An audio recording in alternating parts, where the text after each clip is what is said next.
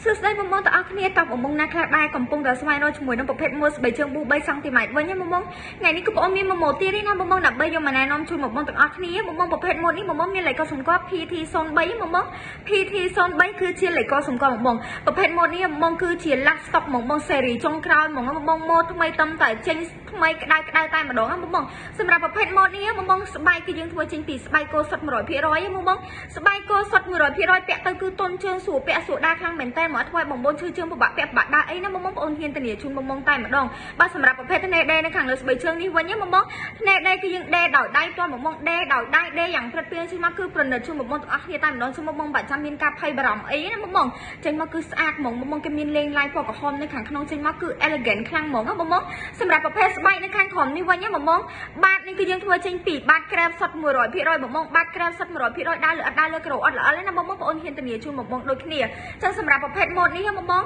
គឺយើងមានទំហំចាប់ពីទំហំ39រហូតដល់ទំហំ44បងប្អូនយើងមានគ្រប់ទំហំគ្រប់ខ្សែជូនបងប្អូនទាំងអស់គ្នាតែម្ដងចឹងបើសិនជាបងប្អូនឆ្លាញ់នឹងពេញចិត្តបងប្អូនគ្រាន់តែតម្លាក់លេខទូរស័ព្ទបូកជាមួយនឹងទីតាំងហើយចុចជាមួយលេខកូដសម្គាល់ដែលមានលេខកូដសម្គាល់ PT03 បងប្អូន PT03 ហើយតម្លាក់ចូលខាងក្នុង page ឥឡូវហ្នឹងដើម្បីទទួលបាន promotion ដ៏កាន់តែពិសេសបងប្អូនអរគុណច្រើន